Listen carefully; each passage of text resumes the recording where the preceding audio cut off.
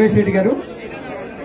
మిత్రులు, ఈ కార్యక్రమాల రూపకల్పన టీఆర్ఎస్ నాయకత్వాన్ని, కేసీఆర్ ను కళ్ళు తెరిపించే విధంగా కార్యక్రమాలు తీసుకుని ఈ రోజు ఈ దీక్షా శిబిరంలో ఉన్నటువంటి మిత్రులు, రాష్ట్ర కాంగ్రెస్ అధ్యక్షులు రేవంత్ రెడ్డి గారు, అలాగే మిత్రులు, పార్లమెంట్ సభ్యులు,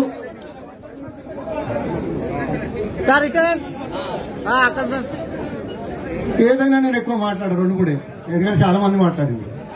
ఇక ఇక్కడ అక్కడ అని మీరు అంటే మిమ్మల్ని మీ మాట వినకపోతే ఆయనతో కూడా కనపడదేమో, అందుకోసం మేము మళ్ళీ వచ్చాము. అంతేగాని నాకు ఉద్దేశం లేదు. మిత్రులు పార్లమెంట్ సభ్యులు మరి ఉత్తమ్ కుమార్ రెడ్డి గారు, మిత్రులు పార్లమెంట్ సభ్యులు మరి కోమటిరెడ్డి వెంకటరెడ్డి గారు, అట్లాగే శాసనసభ్యురాలు సీతక్క గారు, అఖిల భారత కాంగ్రెస్ కిసాన్ సెల్ ఉపాధ్యక్షులు మరి కోదండరెడ్డి గారు, వేదిక మీద చాలా మంది ఉన్నారు. మరి చాలా మంది పేర్లు చెప్పడం అంటే కొద్దిగా ఇబ్బంది అవుతుంది, ఎవరిని మర్చిపోయినా మళ్ళీ కష్టం అవుతుంది. నేను ప్రస్తుతం అదే చెప్తున్నా. వేదిక మీద ఉన్న మిత్రులందరికీ, గ్రామాల నుంచి కల్లాల నుంచి వచ్చినటువంటి రైతు కాంగ్రెస్ సోదరులకు, సోదరిమణులకు, మీడియా మిత్రులకు ఈ సాయంకాలం వందనాలు. నేను ఎక్కువ మాట్లాడానండి, ఎందుకంటే చాలా మంది చాలా విషయాలు మాట్లాడుతున్నారు. కేసీఆర్ గారు ఇక్కడేం మాట్లాడిండు, ఢిల్లీకి పోయి ఏం మాట్లాడిండు, అసలు మాట్లాడిండా, ఢిల్లీలో మాట్లాడినాడా ఏమన్నా? ఏమో మీడియా మిత్రులైతే చెప్పాలి. మీకు ఏమన్నా చెవులో చెప్పిందా? లేదు. ఇక్కడేమో చాలా మాట్లాడిపోయి కదా. ఈడ కూర్చొని ఏం మాట్లాడిండు, ఈయనే ధారణా చేస్తుంటేనట తెలుసుకొని మోడీ గారు రైతు చట్టాలను వెనక్కి తీసుకున్నట్ట. ధారణా చేస్తే వెనక్కి తీసుకుంటే మోడీ గారు మరి ఇన్ని రోజుల నుంచి రైతులు కల్లార పంటుంటే మరి మళ్ళా నువ్వు మొన్న ఢిల్లీకి పోయి ప్రధానమంత్రి ఆఫీస్ ముందట్నో, ఆ వ్యవసాయ శాఖ మంత్రి ఆఫీస్ ముందట్నో, ఇంటికాడనో ఒక్కసారి ధారణా చేసుంటే బాగుండేది కదా. నువ్వు చెప్పిన మాట నిజం అనుకుందాం కదా, నువ్వు చేస్తే తీస్తారని. ఏ ముఖం పెట్టుకొని మాట్లాడతావయ్యా, ఏం మాటలు మాట్లాడతావయ్యా, ఎవరిని నమ్మించడానికి చేస్తావయ్యా? ఇవాళ కొత్తగా నీ గురించి మేము మాట్లాడుకోవాల్సిన అవసరం లేదు. నీకు దమ్ము లేదు, ధైర్యం లేదు, ముఖం లేదు, అడిగిన దానికి సమాధానం చెప్పవు, ప్రతిపక్షాలను మా పరిగణలోకి తీసుకోవు, అసెంబ్లీలో మాట్లాడనివ్వవు, బయట చర్చకు రమ్మంటే రావు. ఇదే కేసీఆర్ తోటి 5 గంటల 45 నిమిషాలు నేను చర్చించాను. ఎప్పుడు భయపడలే. ఇదే కేసీఆర్ లేవనెత్తిన అంశాల మీద 18 రోజులు అసెంబ్లీలో మాట్లాడినారు. ఇవాళ మెజారిటీ ప్రజలు వ్యవసాయం మీద ఆధారపడుతున్నారు. 65% మంది రైతుల ప్రయోజనాలను కాలరాసే విధంగా పూటకో మాట మాట్లాడుతున్నారు. మొన్ననేమో మొక్కజొన్నలు వద్దన్నాడు, ఆ తర్వాతేమో సన్న ఓట్లు అన్నాడు, ఇప్పుడేమో ఈ ఓట్లు కూడా వద్దంటాను. ఈయన మనిషేనా? ఏం చెప్పాలో తెలియదా, ఏం చేయాలో తెలియదా? గంత దూరం నాకు తెలియదు. ఒకటే లెక్క, క్వింటల్కు ఎన్ని బస్తాలు కావాలి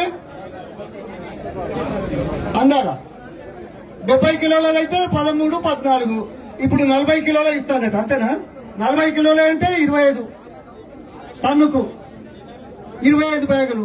మొన్న లెక్క కేంద్ర ప్రభుత్వానికి ఏం చెప్పిండయా? జరా బాబు, ఓ బాబు జరా ప్లీజ్. కేంద్ర ప్రభుత్వానికి ఏం చెప్పిండు? 1,20,00,000 టన్నుల వడ్లు వస్తాయన్నాడు. 1,20,00,000 టన్నులకు ఎన్ని సంచులు కావాలి?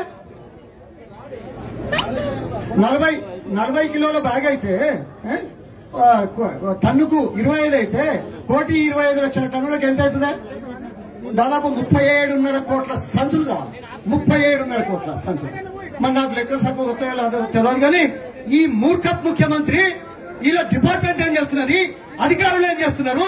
యాసంగి వచ్చి యాసంగి పంట అంటే నాట్లేసుకునే సమయంలో వర్షాకాలం ఖరీఫ్ పంట వచ్చి కళ్ళాలలో ఉంటే నీకు గోనె సంచులు లేకుండా మా లెక్కలు పెట్టావు. ఇప్పుడా?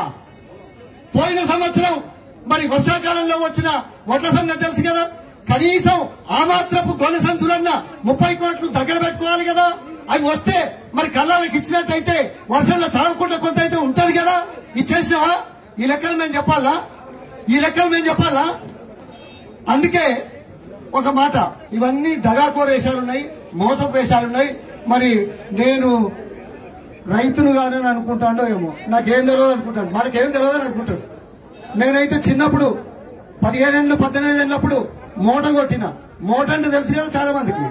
యాదం పోసిన ఏషియన్ కాయ పీకి కుప్ప పెడితే పొద్దుగాల 5 గంటలకు కొద్దిగా నిద్ర వస్తే పంట ఎర్రతను పుట్టింది. మాకు వ్యవసాయం గురించి తెలియదు, ఈ లెక్కలు రావు. ఈ లెక్క తెలుస్తాయట. పంట మీదకి వచ్చి 35 రోజులు కేశవాపురం ఎర్గతుర్తి మండలంలో ఒక గ్రామం సంగతి చెప్తున్నా. 35 రోజులు కళ్ళాలలో ఉంటే 2 లారీలు వచ్చినాయి ఇప్పటి వరకు. సిగ్గుచాటు కదా అని అడుగుతున్నాను. ఇది ప్రభుత్వం అంటున్నాడు, ఈ పరిపాలన రైతుల కోసం చేస్తున్నాం అంటున్నాను. ఖబర్దార్ కేసీఆర్. మెజారిటీ ప్రజలు వ్యవసాయం మీద ఆధారపడి రైతాంగం నష్టపోతా ఉంటే, రైతాంగం దిక్కుతో పరిస్థితుల్లో ఉంటే నువ్వు కబుర్లు చెప్పుకుంటూ కూర్చుంటున్నావు.